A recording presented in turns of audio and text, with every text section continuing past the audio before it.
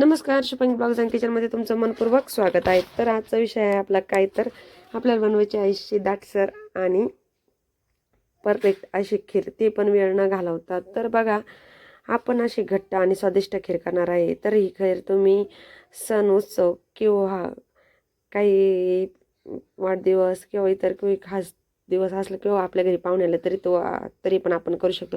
तर खीर करताना तुम्हाला एक गोष्ट सांगते, खीर ना दर शुक्रवारी केली पाहिजे. तर खीर का करावी, तर महालक्ष्मीला खूप प्रिय आहे आणि खीर ही करायलाच पाहिजे. तर आपल्या याच्यात नाही का, खीरेला खूप महत्त्व आहे. पहिले जुने लोक आहे ना, तर जेव्हा उपवास कधी धरायचे ना, तर सोडवायला खीरच करायचे. हे तुम्हाला माहीत होतं का नाही मला नाही माहिती, पण आमच्या घरी माझी आजी आजोबा आहे ना, काय आम्ही त्यांना उपवास सोडायचा असलं ना, हप्त्यातली एक दिवस तरी आम्ही खीर करणार म्हणजे करणार. आणि ती परंपरा अजूनसुद्धा आम्ही करतच आहे. तर बघा, आता आपल्याला खिरीसाठी काय काय साहित्य घेतलेलं आहे. तर बघा, हे ओलं खोबरं घेतलेलं आहे आणि नाही सुकं खोबरं घेतलेलं आहे. तर ते आणि काय घेतलेलं आहे, बदाम घेतलेला आहे, थोड्याशा शेवया घेतलेला आहे, पिस्ता घेतलेला आहे, काजू घेतलेला आहे आणि त्यात ॲड केलेली आहे आपण खजूरसुद्धा घेतलेली आहे.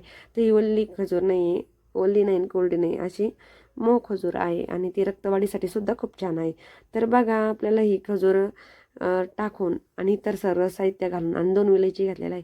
तर हे का बरं, तर परफेक्ट मिश्रण करून ही ना शरीरासाठी हेल्दी पण झाली पाहिजे आणि खायलासुद्धा रुचकर झाली पाहिजे. तर त्या अगोदर काय करायचं आहे, आपल्याला दूध आहे ना तापायला ठेवून घ्यायचं आहे.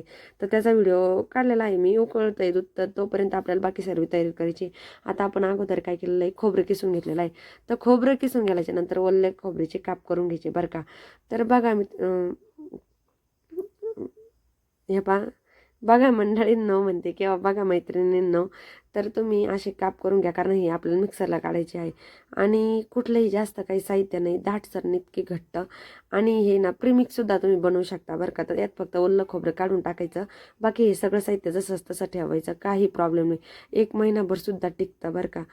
तर पण मला आज झटपट खीर करायची होती आणि आज शुक्रवार आहे ना, आजचीच रेसिपी आहे आपली. तर म्हटलं चला तुमच्यासोबत शेअर करू. आणि ही ना माझ्या आजीची रेसिपी आहे, पण त्या काळात काय अशी बदाम काजू वगैरे काही नव्हतं भेटत. तेव्हा एकदम साधी सिंपल खीर होती. मी लहानपणापासून खीर बघितलेली आहे, आजीची बघितलेली आहे आणि आईची पण बघितलेली आहे. आणि खीर ही ना माझ्या मुलासुद्धा खूप आवडते, तो आत्ताशी 5 वर्षाचा आहे.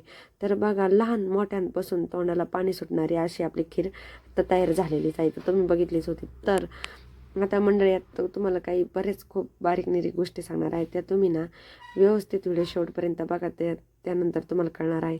तर बघा, ह्या बघा पिस्ता कसा कट केला आहे. मला विळीनं खूप छान कट करते, त्यामुळे मी विळीचाच वापर करते बरं का. तर जेवढे लागेल तेवढं मी बारीक कट करू शकते आणि माझ्या विळीला तर खूपच धार आहे. तर बघा, आता आणि खजूर आहे ना, खजुरीतल्या बिया आपल्याला काढून घ्यायच्या आहे. शेवया यात सुद्धा थोड्याच वापरलेलं आहे. तर बघा, हे ना बदाम काजू शकत आपण घेतलेले आहे. तर तुम्ही नगावर टाका किंवा ह्या काजू तर किती घेतलेले आहे, 6-7च काजू घेतलेले आहे. पिस्ते स्वतः तेवढंच घेतलेले आहे, पण बदामाचं प्रमाण जास्त वापरलेलं आहे. तर 10 ते 12 आपण घेतलेले आहे आणि खजूरचे बोट सुद्धा 7 ते 8 वापरलेले आहे.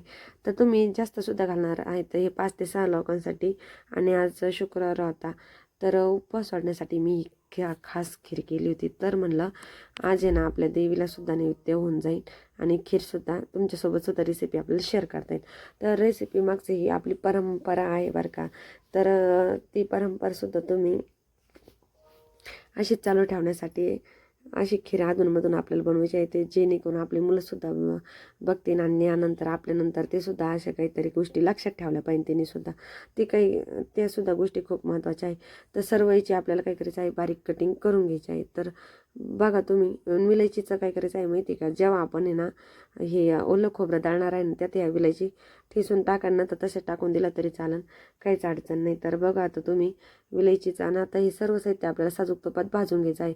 तर साजूक तूप आहे ना थोडंच टाकायचं आहे आणि तेलाचा एकही थेंब वापर न करता मी आज खीर बनवणार आहे. तुम्ही जर साजूक तूप नसेल तर तुम्ही तेलाचा देखील वापर करू शकता, काही प्रॉब्लेम नाही. तरीसुद्धा ही खीर तेवढीच टेस्टी होते आणि तेवढीच दाटसरसुद्धा होते बरं का. तर बघा, आता काय केलेलं आहे, तांदूळ किती छोट्या वाटीत घेतलेले आहेत, तर ते तुम्ही बारकाईने बघा. तर तुम्ही खिरी ना 5 ते 6 लोकांसाठी जरी करायची असली ना, तर खिरीचं हे कमीच ठेवायचं आहे. दूध तुम्ही ना 10 ते 15 मिनटं झालं आहे तसं गॅसवर ठेवलेलं आहे. ते जितकं उकळलं जाईल तितकी आपली खीर टेस्टी होणार आहे. तर अगोदर आपल्याला तांदूळ भाजून दळून घ्यायचे आहे आणि त्यातच विलायची टाकून घ्यायची आहे. आणि विलायची बघा बारीक नाही करायची, कशी झालेली आहे ते तांदूळ दाटचं जे आपण काढलं आहे ना ते आपल्याला तळून नाही घ्यायचं. ह्या बाई असे 2 मोठे चमचे आपण तूप घालून घेणार आहे. 1 चमचा आत्ता वापरायचा आहे आणि 1 चमचा नंतरून टाकायचा आहे. तर बघा तुम्ही, तर अगोदर आपलं काय करायचं आहे, जे तांदूळ आपण काढलेत आणि त्यानंतर हे ओलं खोबरं, तर ओलं खोबरं परतायला जास्त वेळ लागतो, त्यामुळे अगोदर ओलंच खोबरं घालून घ्यायचं आहे. आणि ते परतायला लागलं की सर्व साहित्य सोबत जरी टाकलं तरी काहीच प्रॉब्लेम नाही. आता हे सुकं खोबरं त्यानंतर घालून घेणार आहे. आणि त्यातच आपण काय केलेलं आहे, जे आपण तांदळाचं पीठ घातलेलं आहे आणि हे ना तांदूळ कोलम कोलम तांदूळ वापरलेले आहे आपण, दुसरे कुठले नाही. तांदूळ धुतलेले नाही आणि काहीच नाही. भाजून घेतले, चांगला गोल्डन ब्राऊन कलर येऊन दिला आणि लगेच मिक्सरला फिरवून घेतले थंड झाल्यावर. आता बघा सगळं साहित्य सोबत टाकून घ्यायचं आहे आपल्याला. अगोदर काय करायचं आहे, थोडं थोडं करून सगळं साहित्य याला आहे ना 5 ते 6 मिनटं तुम्हाला एकसारखं हलवत राहायचं आहे.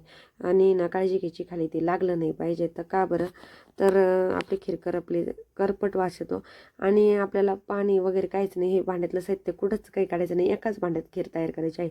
शेवटपर्यंत यातच ठेवायची आणि लगेच साखर टाकून घेतलेलं आहे. तर का बरं, आणखीन भारी कलर यावं म्हणून. आणि बाकीचे बदाम, काजू, तर पिस्ता का ठेवलेला आहे तुमच्या लक्षात आला असेल, आपल्याला खीर सजवायसाठी ते लागणार आहे. तर जेवढं साहित्य आत्ता पाहिजे होतं तेवढं मी सगळं टाकून घेतलेलं आहे. आणि जेव्हा आपण साखर टाकतो त्याला पाणी सुटायला लागतं आणि त्यामुळे आणखीनच ते भारी टेस्टी लागतं बरं का. तर दाटसर आणि ना जी आपल्याला दूध बघा किती सही आलेली आणि किती वेळ झाला आहे त्याला. खूप शांत दूध आपलं तापत राहिलेलं आहे. तर आपल्याला दूध आणि पाण्यासुद्धा वापर करायचा आहे, पण दूध जरी नसलं तरी तुम्ही पाणी जरी टाकलं ना तरी तुमची खीर टेस्टी होणार आहे. तर बघा अगोदर आपली सही आली ती, त्याच्यामुळे म्हणलं आपण चाळणीनं गाळून घेऊ आणि मग दूध थोडं थोडं करून ॲड करू. कारण दूध खूप तापलं होतं आणि मला दाटसर खीर करायची होती, त्यामुळे मी दूध सेपरेट पातेल्यात तापून घेतलं आणि ना मग त्यात थोडं थोडं करून पाणी ॲड केलं. तर आपल्याला बघा थोडी खीर करताना ना जास्त म्हणजे जास्त नाही, पण थोडी करताना पातळ दिसली पाहिजे ते. तर बघा परफेक्ट मिश्रण असं दिसतं बरं का झाल्यावर. आता उकळी फुटायला सुरुवात होणार आहे. अजून तर नाही आपली खीर आताच. बघा तुम्हाला किती अशी थोडी खीर पातळ दिसत आहे, पण ही एकदम परफेक्ट प्रमाणात तयार होणार आहे. तर ही खिरीचा कलर देखील तुम्ही बघू शकता किती मस्त आलेला आहे. अजून तर खिरीला उकळी आताशी फुटलेली आहे. तर बघा तुम्ही यात आपल्या साजूक नंतर टाकायचं आहे आणि तुम्ही अजून आपल्याला काजू बदामसुद्धा घालायचे आहे. तर त्यानंतर साखर वगैरे काहीच टाकायचं नाही. एकाच भांड्यातली खीर आहे. तुम्ही बघितलं तर जशी आपण कढई ठेवली शेवटपर्यंत तेच ठेवली आणि खीर उकळायला लागली का खीर बघा कसा कलर त्याचा चेंज झालेला आहे. आणि परत आपण असे 2 म्हणजे तो जो चमचा आपण हलवतोय ना तेवढंच तूप मी परत घालून घेतलेला आहे. तर का घातलेला आहे, तर खिरीला आहे ना साजूक तुपाचा असा मस्त स्मेल आला पाहिजे आणि खाणाऱ्याला सुद्धा खीर अशी खाऊशी वाटली पाहिजे. तर बघा आपली खीर किती परफेक्ट झाली आहे. आणि त्यानंतर आता आपण काचेच्या वाट्यात ही खीर घेणार आहोत सर्विंग डिशसाठी. सगळे आता 4 वाटे मी भरून घेणार आहे, कारण आपले पाहुणेसुद्धा आलेले आहे आणि उपवास सोडायला उशीर नको व्हायला. त्यामुळे ना अगोदर सगळी तयारी करून ठेवायची आणि खीर आपली पटपट भरून घ्यायची. आणि त्यानंतर ना मग आता खीर भरवून झाली की तुम्हाला आणखीन एक काही गोष्ट सांगणार आहे.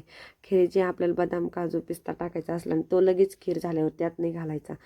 जशी आपण खीर सर्व करायला घेणार ना त्यानंतर त्यामध्ये थोडं थोडं करून ॲड करायचं. आपण जर त्या कढईच्या भांड्यात टाकलं ना ते सर्व खाली जातं आणि आपली जी खायची उत्सुकता असते ना खीर ती कमी होते. तर बघा असं आता आपण जर असं सजवली ना खीर खायला, खाणाऱ्यालासुद्धा खूप खाऊशी वाटते आणि बघणाऱ्यासुद्धा खूप खाऊशी वाटते. तर बघा तुमच्या तोंडाला कसं पाणी सुटलं असेल. इतकी छान अशी आपली खीर तयार झालेली आहे. आणि ही रेसिपी जर तुम्हाला आवडली तर आपल्या चॅनलला सबस्क्राईब करा आणि लाईक, शेअर, कमेंट करायला अजिबात विसरू नका. तर तुम्हाला कशी खीर तुम्ही बनवत होता या अगोदर असं याचं प्रीमिक्ससुद्धा बनवता येतं. जर तुम्हाला प्रीमिक्स बनवायचं असलं तसं बनवून ठेवू शकता. 1 ते 2 महिन्यासाठी खूप छान टिकतं. आज मी प्रीमिक्स न बनवता तुम्हाला म्हणजे डायरेक्ट खीर जशीच तशी बनवून दाखवली. तर कसं वाटली आपली रेसिपी आजची, तर रेसिपी कशी वाटली मला कमेंट करून नक्की कळवा. धन्यवाद.